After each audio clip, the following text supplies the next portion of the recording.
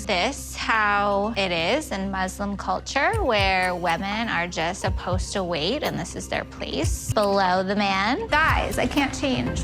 I guess it depends on who you ask, Tigerlily. If you ask Adnan, well, all of his actions seem to suggest yes. He comes first and you come second, even at your own wedding celebration. I'm having so much fun because everyone here is looking to me, singing to me, and my family calling my wedding Mahrajan Adnan, Festival Adnan. This is Adnan's world and we're just living in it. But before we get to that, let's rewind to the beginning. So it's finally time for the huge wedding celebration that Adnan has prepared for himself and his wife, but mostly for himself. And with a 200-person guest list, this is no small affair. Adnan's determined to make this the party of the year. My wife like luxury life, like expensive things, so I want to make to her like big wedding, big party,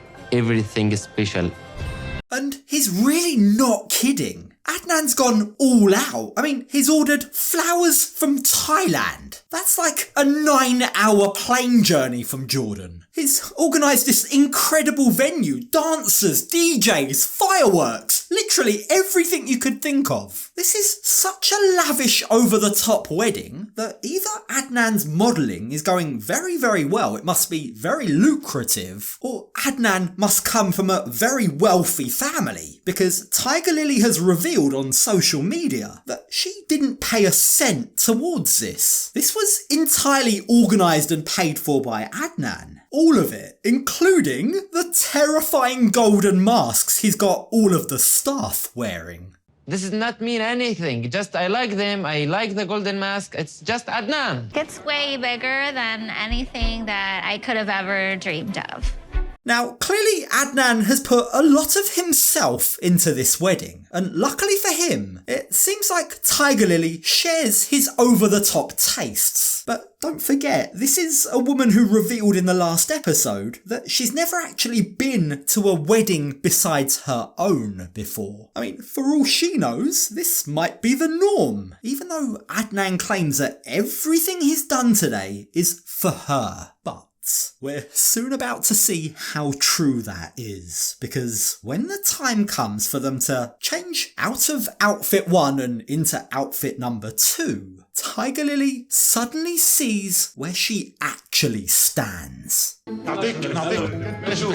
minutes best? Baby, I'm gonna take my shirt off since you have yours off. Yeah, you should be without his shirt off in front of me. I'll be. So they have 10 minutes to change, but just one room. Can you see the dilemma? Yeah, Tigerlily's going to have to wait for all the men in the room, all the men attending to him, to leave before she can begin to get ready. And what's making her annoyed right now isn't the fact that she doesn't have much time, but rather that her husband is walking around with his shirt off. Why is it, she asks, that he can walk around bare-chested, but yet I can't be alone in a room fully clothed with one of my oldest friends? I was trying not to get annoyed in the middle of our wedding celebration, but this is definitely a double standard. I'll take my shirt off so we're matching. No, you are girl, I'm boy. Hate to break it to you, Tigerlily, but this is just one of very many double standards that you're now just going to have to get used to. But we'll save that for another day, because for right now, they have less than 10 minutes to get ready. And while Adnan has loads of assistants tucking in his shirt or putting on some cufflinks, Tigerlily and Shay are just made to wait like second-class citizens. Their needs come second. They need all the men to leave before they can do anything. Okay, I have to get undressed. There's like 4 guys in here. I'm just waiting.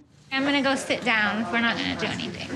Adnan and everyone helping him aren't just taking up all the space in the cramped room, but they're also clearly prioritising him over her. He's got like a simple suit to get into, whereas she's got a complicated dress, one with a million buttons, hooks and laces. 10 minutes, even if she had all of that time, would have been tight. But now her deadline is even tighter and she hasn't got started yet. She's just expected to sit and wait for all the men to be done before she can start. And this whole experience has left her quite annoyed. Is this how it is in Muslim culture, where women are just supposed to wait and this is their place below the man? Guys, I can't change. Tigerlily is left wondering whether this is what her future will now always look like. And dare I say it, she has a right to be worried. Why? Well, quite aside from the patriarchal culture, which in itself is quite a worry, she's also marrying a man who appears to be incredibly self-obsessed. Like, if she's not careful, if she doesn't stand up for herself, there's every chance that she's going to be stepped all over. And I think it's actually quite interesting that it's left to Shay, not Tigerlily, to finally put her foot down and kick all of the men out of the room. Can you do that out there? Can you do that outside? This is gonna take a long time. Okay, خلص يا شباب اطلعوا يلا. باي باي. Shay and Tigerlily are now expected to get a miracle done in less than 5 minutes. And I think we all know just by looking at Tigerlily's dress that that's just not possible. But the thing is, despite being the cause of the problem, Adnan is completely unsympathetic. He doesn't have time for Tigerlily's lateness today. In fact, he has the gall to say that she's the one keeping everyone waiting. This is all on you, Tigerlily, he says. We are so late. We should be going. We are so late. Baby, I couldn't start Okay. until you were done. Baby, you are always late. She should have gotten dressed first before you. I think Tigerlily and Shay deserve some credit for not losing their cool at that point. That would have caused a lot of people to snap. But for as irritated as I think they both are in this moment, it's actually kind of sweet how the moment a tiara is placed on Tigerlily's head, all of Adnan's irritation completely melts away. He becomes totally captivated, he's transfixed, he's totally in awe of how beautiful his wife looks. And in fact, when another man comes to rush them, Adnan responds by saying, "Let my queen get ready." Let my queen get ready. And he then turns to Tigerlily and he apologises. I'm sorry.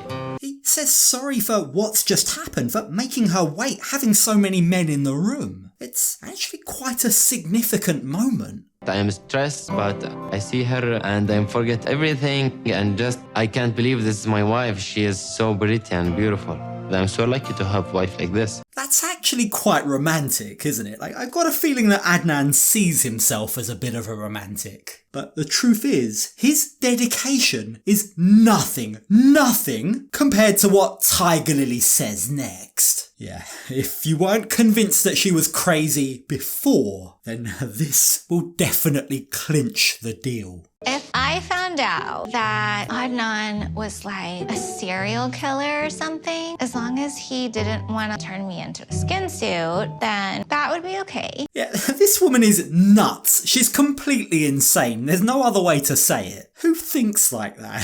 Who'd be okay with their partner being a serial killer? What an absolutely crazy thing to even joke about. As long as the love is there, she tries to tell us, then we'll overcome anything, including his mass murder. And while I'm sure in her mind at least she thinks she's being romantic, I think it's just f***ed up. Now, despite their earlier disagreement, the celebration actually turns out to be a huge success. It turns out to be quite the spectacle.